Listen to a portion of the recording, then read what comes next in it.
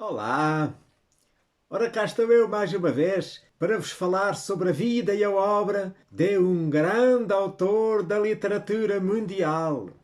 O meu nome é Sebastião Barata e hoje vou falar-vos de Edgar Allan Poe, que foi um escritor norte-americano, nascido em Boston em 1809 e falecido em Baltimore em 1849, conhecido pelos seus contos de mistério e de macabro, que é considerado o inventor do género policial e um dos autores que mais contribuíram para o género da ficção científica. Edgar Poe nasceu em Boston, no estado de Massachusetts, nos Estados Unidos, a 19 de janeiro de 1809. Filho de dois atores de Baltimore, David Poe Jr. e Elizabeth Arnold Poe, uma família de origem escocesa ou irlandesa. O seu pai abandonou a família quando Poe tinha 1 ano e meio, deixando a esposa com 2 filhos e grávida de um terceiro. Esta morreu pouco depois de dar à luz uma menina, devido a complicações do parto, mas também à tuberculose. O filho mais velho foi entregue a familiares, a bebé recém-nascida foi dada para adoção e o Edgar foi acolhido por Francis Allan e pelo seu marido John Allan, uma família de comerciantes ricos de Richmond, na Virgínia. O casal nunca o adotou legalmente, embora John lhe tenha dado o seu apelido, fazendo com que Edgar se chamasse, a partir de então, Edgar Allan Poe. John Allan e Edgar nunca conseguiram desenvolver uma boa relação, constando que Allan só acolheu o menino para o criar por insistência da esposa, da Francis. De facto, Edgar mostrou-se desde pequeno mais apegado à mãe adotiva do que ao pai, que o tratou sempre de uma forma distante. A partir da adolescência e na fase adulta, a difícil relação estabelecida entre os dois foi marcada pelas constantes brigas e discussões que ambos tiveram ao longo da vida. Em 1815, aos 6 anos de idade, de Poe, a família foi viver para a Inglaterra, onde o pai adotivo esperava expandir os seus negócios. Estabeleceram-se durante alguns anos no coração da capital inglesa. Em Londres, Poe recebeu uma educação britânica tradicional.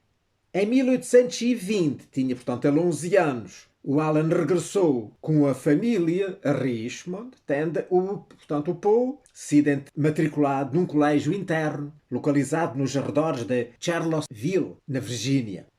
Em 1826, Poe foi para a Universidade lá da Virgínia, onde estudou grego, latim, francês, espanhol e italiano, mas passava a maior parte do tempo a beber, a jogar e com mulheres, pelo que foi expulso do curso 11 meses depois, nos finais de 1827. Nesse ano, publicou o conjunto de poemas da juventude Tamerlane and Other Poems, Tamerlane e outros poemas, em português, no ano de 1827, onde se denota a influência de John Milton e Thomas Moore.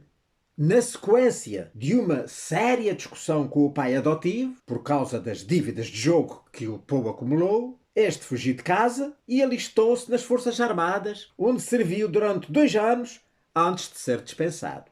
Em 1829 faleceu a sua mãe adotiva, Francis, e ele reconciliou-se com o seu pai adotivo, o John Allan, que o auxiliou a entrar na Academia Militar de West Point. Nesse ano, o Poe publicou o segundo livro de poesias, que é o Al-Araf, o maior poema do livro e também o maior poema que o Poe alguma vez escreveu, que tem quase 122 linhas. Em virtude da sua supostamente propositada desobediência a ordens, o Poe acabou por ser expulso da Academia no ano de 1831, facto pelo qual o seu pai adotivo o expulsou de casa e ele deixou a sua família adotiva. Não mais se reconciliariam até à morte do pai no ano de 1834. Então o Poe mudou-se para Baltimore, no estado de Maryland, onde passou a viver em casa da sua tia, que era viúva, Maria Clemm, que vivia com a sua filha, a Virginia Clemm. Durante essa época, o Poe usou a escrita de ficção como o seu único meio de subsistência. No final de 1835, tornou-se então editor do jornal Southern Literary Messenger, lá de Richmond, onde se tornaria conhecido como um crítico literário mordaz.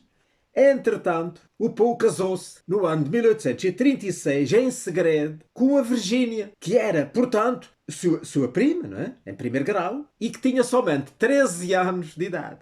O Poe trabalhou no jornal até o ano de 1837, mas veio a ser despedido, alegadamente por causa dos problemas com a bebida. O álcool, aliás, viria a ser o seu estigma que o marcou para toda a vida até à morte. O Poe resolveu então instalar-se em Nova Iorque com a esposa, onde passou 15 meses aparentemente improdutivos, antes de se mudar para Filadélfia, na Pensilvânia. E foi em Filadélfia que Poe alcançou fama através de vários volumes de poemas e das histórias de mistério e de terror que começou então a escrever e publicar. Em 1838, ele escreveu The Narrative of Arthur Gordon Pym, que em português é A Narrativa de A. Gordon Pym, um romance que combina factos reais com as mais loucas fantasias do autor. Em 1839, o Poe tornou-se co-diretor do Burton's Gentleman's Magazine de Filadélfia, onde publicou um grande número de artigos, histórias e críticas literárias e teatrais. Nesse mesmo ano, foi publicada em 2 volumes a sua coleção Tales of the Grotesque and Arabesque. Foi traduzido para o francês pelo Baudelaire como Histoire extraordinaire e para o português com o mesmo título, Histórias Extraordinárias, que foi editado na coleção de livros de bolso da Europa à América, naquela altura, portanto já há muitos anos, e que eu tenho aqui, os 2 volumes, o primeiro e o segundo. E que depois, mais à frente, certamente vou falar mais. Ora bem, apesar do insucesso financeiro deste livro, ele é apontado como um marco da literatura norte-americana. Portanto, o título original, se traduziríamos por Histórias do Grotesco e do Arabesco, refletem de facto muito mais o que histórias são estas. Portanto, são os tais primeiras histórias dele, grotescas, portanto, de mistérios, de terror, que foram, de facto, o género, a fantasia que o viriam a tornar célebre. A primeira história policial surgiu apenas em 1841 na revista Graham's Ladies and Gentlemen's Magazine sob o nome The Murders of the Rue Morgue, que em português tem o nome Os Crimes da Rua Morgue. E em 1843 o Poe recebeu o seu primeiro prémio literário com a obra The Goldbug, O Escravelho de Ouro, uma história de criptografia. Foram, portanto, as suas incursões nestes 2, digamos, subgéneros do fantástico. Eu depois falarei mais à frente sobre isto, mais em pormenor. Nessa altura, a sua esposa Virginia começou a sofrer de tuberculose, que a tornaria inválida e acabaria mesmo por ser a causa da sua morte. Então a doença da mulher levou o Poe ao consumo cada vez mais excessivo de álcool. Algum tempo depois, em 1844, o Poe deixou lá a Burton's Gentleman's Magazine, né? e regressou a Nova York, onde trabalhou durante um breve período no New York Evening Mirror. E foi nesse periódico que no ano de 1845 foi publicado o seu popular poema The Raven, que em português é O Corvo, com o qual ele então atingiu o auge da sua fama nacional. Eu depois falarei do Corvo mais à frente. Tornou-se, então, depois disso, editor do famoso jornal Broadway Journal. Mas, em 1846, portanto, pouco tempo depois, o jornal faliu e ele mudou-se para uma casa no Bronx, que hoje é conhecida como a Poe Cottage, que está aberta ao público, que se pode visitar, onde, então, a Virginia morreu no dia 30 de janeiro de 1847.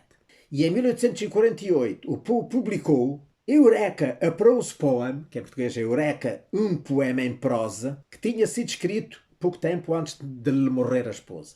Então, cada vez mais instável, depois da morte da mulher, o Poe tentou cortejar a poeta Sarah Ellen Whitman, mas, no entanto, o noivado falhou. alegadamente em virtude do comportamento errático e alcoólico do Poe. Nessa época, segundo ele mesmo relatou, tentou suicidar-se por uma sobredosagem de láudano. Ele acabou por regressar a Richmond em 1849 e aí retomou a relação com Sarah Elmira Royster, que era viúva na altura, com a qual ele tinha tido uma relação quando ela 15 anos e ele tinha acabado de entrar para a universidade. Mas essa relação foi bruscamente interrompida pouco tempo depois com a morte dele. No dia 3 de outubro seguinte, o Poe foi encontrado nas ruas de Baltimore, onde ele residia, com roupas que não eram as suas, em estado de delirium tremens. Foi levado para o Washington College Hospital, mas veio a falecer lá no hospital apenas 4 dias depois, no dia 7 de outubro de 1849. Tinha, portanto, 40 anos de idade. O Poe nunca conseguiu estabelecer um discurso suficientemente coerente naqueles dias que esteve no hospital, de modo a explicar o que se passou para ser encontrado, sim, naquela situação. Nunca mais foram até hoje apuradas as precisas causas da morte do Poe, sendo bastante comum, apesar de não estar comprovado, a ideia de ter sido causada pela embriaguez. O Edgar Allan Poe foi o primeiro escritor americano a tentar ganhar a vida somente através da escrita, resultando numa vida e numa carreira, portanto, financeiramente muito difícil. A sua obra é o espelho da sua vida conturbada e dos seus hábitos e atitudes antissociais que o levavam a ter uma escrita que ia para além dos padrões convencionais. Poe e o seu trabalho aparecem na cultura popular, tanto através da literatura, como da música, do cinema e da televisão. Há vários dos seus contos adaptados ao cinema. Há vários filmes que são adaptações de contos do Poe. E séries da televisão também. Ora bem, depois disto irei então tentar falar um bocadinho mais sobre a sua obra, o seu estilo e os temas que ele desenvolveu na sua obra. Começando pela ficção.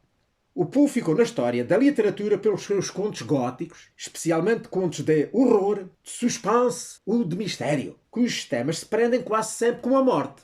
Alguns apresentam os sintomas físicos de que a morte se aproxima, muitas vezes de origem psicológica. Outros descrevem mortes horrorosas para aqueles que as estão a presenciar e também para os leitores. Mas também há bastantes contos que se debruçam depois sobre os efeitos da morte, como a decomposição dos cadáveres, casos de pessoas que são enterradas vivas, mortes que reanimam durante o velório. Às vezes parece que abrem os olhos, ou fazem gestos, ou até se levantam mesmo do caixão. Há também casos de crimes sangrantes, por vezes praticados por alguém de quem não era de esperar que fizesse aquilo, como por exemplo os maridos apaixonados, que são, portanto, impulsionados por assim momentos de loucura instantânea, de loucura temporária, através às vezes de pormenores que se tornam obsidiantes e que só se aplicam realmente matando a pessoa. Talvez alguns influenciados também por drogas. Ora, eu durante estes dias andei a ler os contos do Poe, não é? E li 15 contos. Mas eu tenho aqui, como já disse, este livrinho, que foi, portanto, a primeira coleção, em dois volumes, destas histórias fantásticas do Poe. Mas tenho também outros 2 livros, estes muito grandes e muito pesados, onde estão todos os contos do Poe. A coleção completa de contos do Poe. E foi daqui que andei a ler, numa coleção e na outra, estes 15 contos. E então, eu lembrei-me disto, porque há aqui um conto, que é o caso de um que vivia numa casa com um idoso. Esse idoso tinha assim já um olho um bocado deficiente, e então ele, cada vez que olhava para o velho, só via aquele olho atormentava-o. Ele já não conseguia ver o velho e então ele começou a ficar muito obcecado e levantava-se até de noite e ia lá a ver o velho que estava a dormir, mas claro, não conseguia ver o olho porque o velho estava a dormir e tinha os olhos fechados. E ele tanto andou que não aguentou mais e um dia perde as estribeiras e assassina o velho, espeta-lhe uma faca no coração, cheio de sangue frio, arranca-me as tábuas do soalho e arrasta o corpo lá para baixo. E depois torna a tapar aquilo tudo muito bem. Houve uma vizinha que ouviu um grito e chamou a polícia. Ora, depois apareceu lá a polícia e então ele, com aquele sangue frio, mostrou a casa toda, os polícias viram tudo, espiolharam a casa toda. Claro, não encontraram nada. Mas depois sentaram-se ali na sala, baixo da sala estava enterrado o corpo do velho, e então ele começou a ouvir um barulho. Bum, bum, bum. Era o bater de um coração. Aquele barulho começava a ser cada vez mais forte, cada vez mais forte, cada vez mais forte, cada vez mais forte. Os polícias falavam de coisas banais, ele já nem os ouvia, até que aquele barulho, o ruído do coração a bater tornou-se tão obsidioso que ele se acusou e disse: eu matei o velho, levante as tábuas que ele está aí enterrado. Ora, chama-se o conto O Coração Revelador. Noutra tradução, em Portugal está com o nome O Coração Delator, mas aqui está com o nome O Coração Revelador. Esta é uma das, de facto, histórias, né? Terror. Mas há muitas outras, muitas outras. Outro também nesta área do terror, A Queda da Casa de Usher, que esse é um dos contos mais famosos dele. De dois irmãos que eram os últimos descendentes de uma grande família setorial, muito antiga.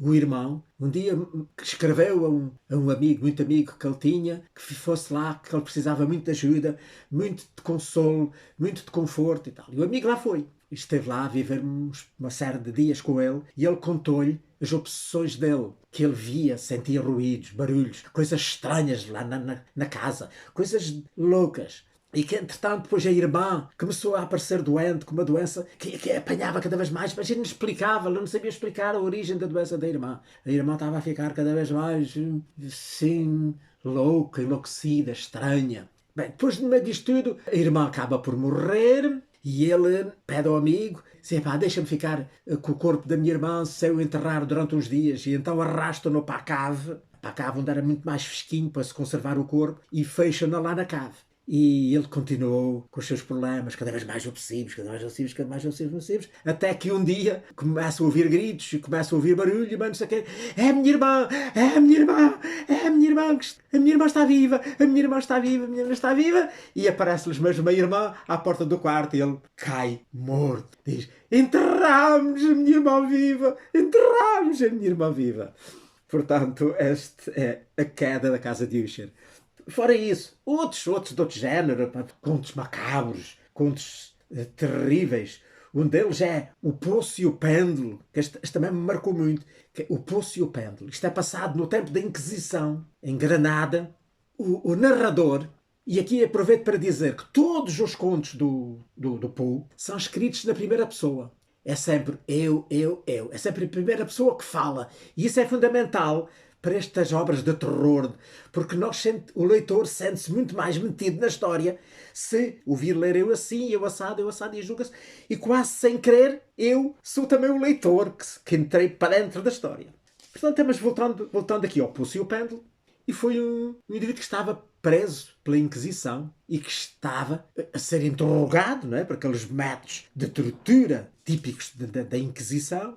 Ele estava lá fechado numa sala, onde, a certa altura, vê no teto, aliás, primeiro deixou-se dormir, ele presume que lhe deram na comida ou na bebida uma droga, que ele ficou a dormir, e quando acordou estava arreatado, né, assim um catre ali no centro da sala. E então começou um pêndulo que estava pendurado do teto, que rodava para lá, para cá. E no fundo do pêndulo estava uma lâmina muito afiada. E então a lâmina ia descendo, pouco a pouco, à medida que o pêndulo rodava. Aliás, tantas já estava aqui a passar, quase sobre o seu pescoço. E então ele lá arranjou forma de utilizando o pêndulo, a própria lâmina, conseguir cortar as correias que o prendiam, e soltou-se.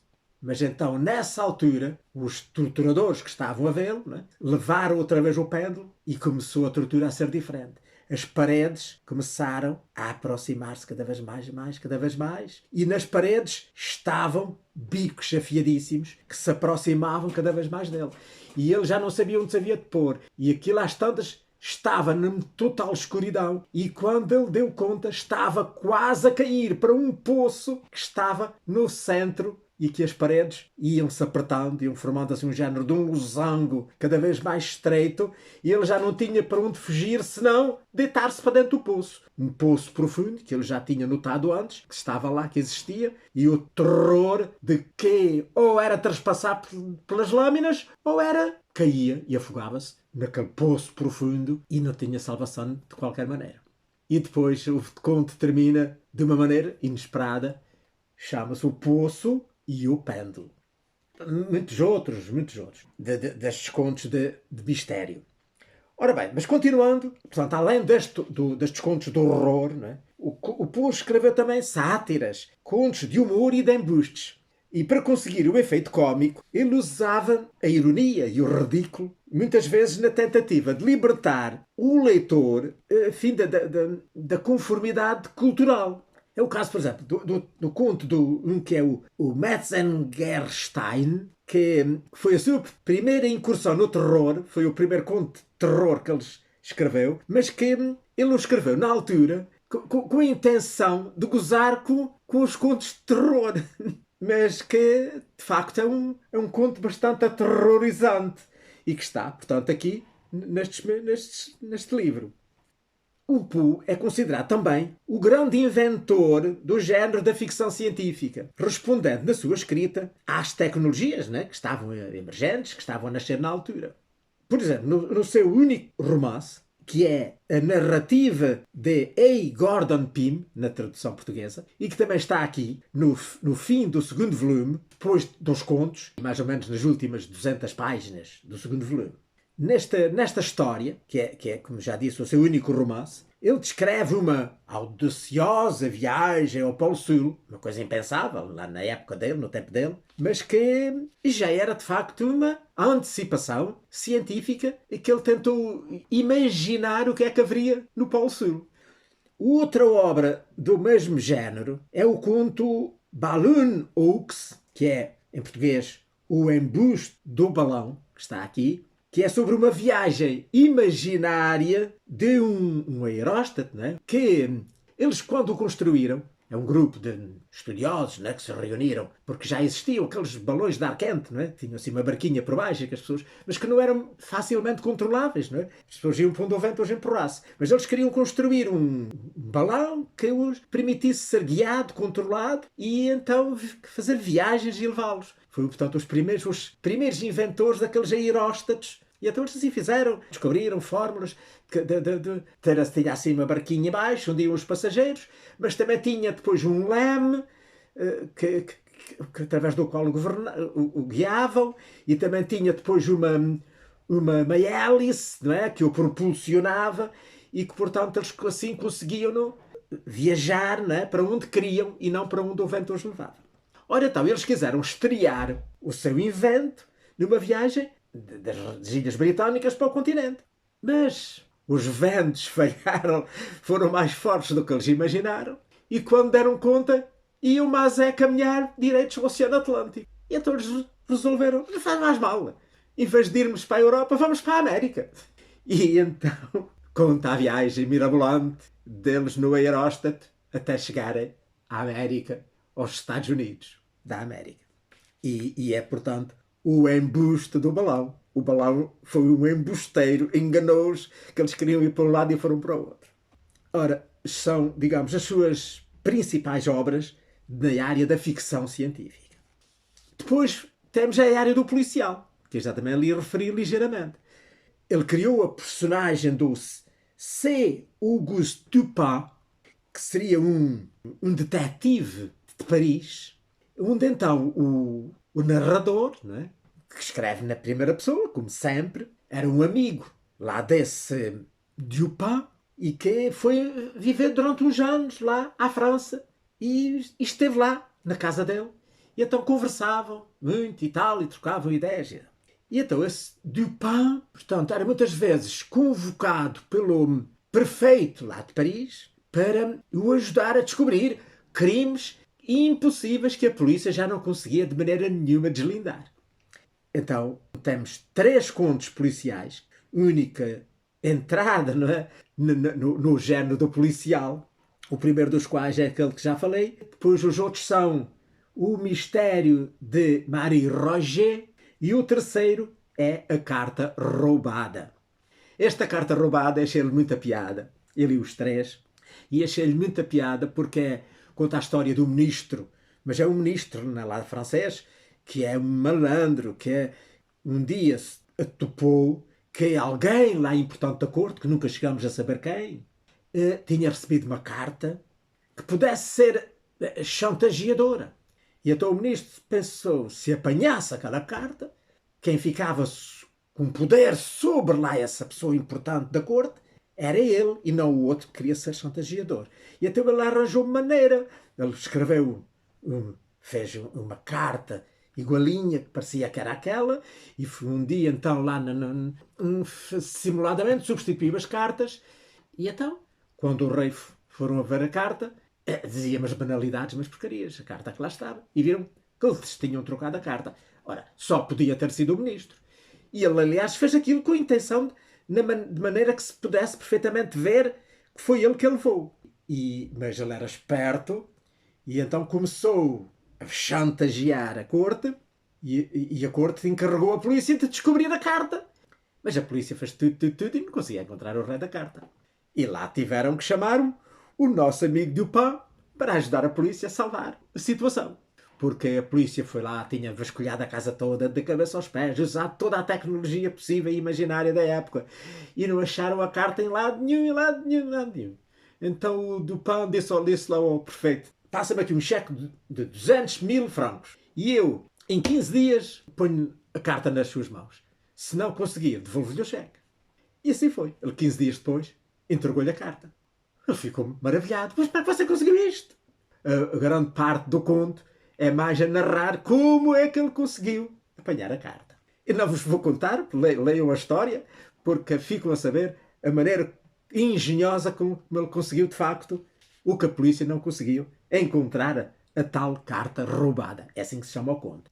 Uma prova de que ele é considerado como que o grande criador do género policial é que a Associação Americana Mystery Writers of America nomeou o seu prémio para galardoar os livros de excelência no policial com o nome de Edgards. Os Edgards é o nome do Edgar Poe. Portanto, deram o nome dele ao seu mais importante prémio. Pronto, mas eu já referi ali atrás que ele também fez uma breve incursão na criptografia com o conto que se chamou The Gold Bug, que em português tem o nome O Escaravelho de Ouro. E neste conto ele tem, portanto, cifras. Né? Digamos, o fundamental do conto é descobrir e decifrar o segredo que está ali. Portanto, é um conto, não vos vou contar a história, enfim, mas envolve um indivíduo que consegue decifrar, de facto, um pergaminho que encontrou que estava a envolver um escaravelho que parecia de ouro, que talvez fosse mesmo de ouro, que foi encontrado assim na praia, e então ele conseguiu, através de habilidades, descobrir que naquele pergaminho estavam dissimulados uns símbolos que ele depois conseguiu decifrar, que portanto, hoje é considerada uma criptografia básica, não é? Porque é uma simples criptografia de substituição. Por exemplo, se ponhamos um 5 é um A, um H é um B, um ponto de interrogação é um C. Isto é só exemplos, não é? E então, a gente, pegando naquele texto e substituindo os caracteres uns pelos outros, aparece-nos o texto claro. É, portanto, esse estilo de criptografia que é aqui aparece neste conto. Mas isso foi muito importante, porque o famoso criptoanalista americano, que era o William F. Friedman, que foi ele que conseguiu decifrar o código da Purple, que era a máquina criptográfica do Japão lá na Segunda Guerra, e também os criptólogos polacos que decifraram a Enigma, que era a alemã dos nazis, e que se inspiraram todos eles, né? Tanto o Friedman, que era um grande admirador do Poe, como os polacos, inspiraram-se neste conto para decifrarem aquelas máquinas, portanto, a espionagem dos do eixo. Sem dúvida que o Poe foi, apesar de ser assim um escritor alucinado, exerceu uma enorme influência na literatura atual. Mas o Poe não escreveu só obras de ficção. Também escreveu obras de não-ficção. Por exemplo, um deles é o The Poetic Principle, o princípio poético, que é onde ele fala das suas teorias literárias, da maneira como ele entendia a literatura. Outra obra é o Eureka, a Prose Poem. Eureka, um poema em prosa, que saiu no ano de 1848, que não é poema nenhum, é onde ele fala da teoria já do Big Bang e é sobre cosmologia. E um terceiro, que é The Philosophy of Composition, que em português é a Filosofia da Composição, que saiu no ano de 1846, onde ele escreve como é que ele acha que deve ser a literatura. Ele acha que os significados não devem ser óbvios. O escritor, ao escrever, deve levar o leitor a subentendidos, a ser o leitor a descobrir o real significado do que ele quer escrever. Portanto, aqueles significados óbvios para ele não são arte, não têm valor. Portanto, diz um trabalho de qualidade, tal, ele diz, tem que ser muito breve, conciso e orientado para um determinado fim específico. Isso está claramente exposto numa obra de poesia, que ele, como vimos, ele começou como poeta, mas também ao longo da vida continuou a publicar poesia. E a certa altura, ele publicou num jornal The Raven, que era o Corvo, e que depois foi recolhido numa coletânea, que era a Filosofia da Composição. E então o Corvo, que foi de facto um poema que o deu a conhecer como poeta e que o lançou, é exatamente o que ele queria explicar com essa sua teoria da composição. E eu terminaria, então, esta minha exposição de hoje, lendo-vos esse conto, O Corvo. Em certo dia, à hora da meia-noite que apavora, eu caindo de sono e exausto de fadiga, ao pé de muita lauda antiga, de uma velha doutrina agora morta, ia pensando, quando ouvi à porta do meu quarto um soar devagarinho e disse estas palavras tais: é alguém que me bate à porta de mansinho. Há de ser isso e nada mais. Bem me lembro. Era no glacial dezembro. Cada brasa do lar, sobre o chão, refletia a sua última agonia. Eu, ansioso pelo sol, buscava sacar daqueles livros que estudava repouso em vão. À dor esmagadora destas saudades imortais, pela que ora nos céus anjos chamam Lenora e que ninguém chamará jamais. Portanto, um poema também de terror, em que ele assistiu à última agonia da sua amada, da sua apaixonada. Por aqui me fico. Espero que tenham gostado hoje desta conversa sobre o Edgar Allan Poe, o grande inventor do mistério, do terror, do suspense, do policial, do criptoanalógico, etc. Pronto, se tiver vida e saúde, para a semana cá estarei, se Deus quiser, para vos falar sobre a vida e obra de outro grande autor da literatura mundial. Ora, passem muito bem.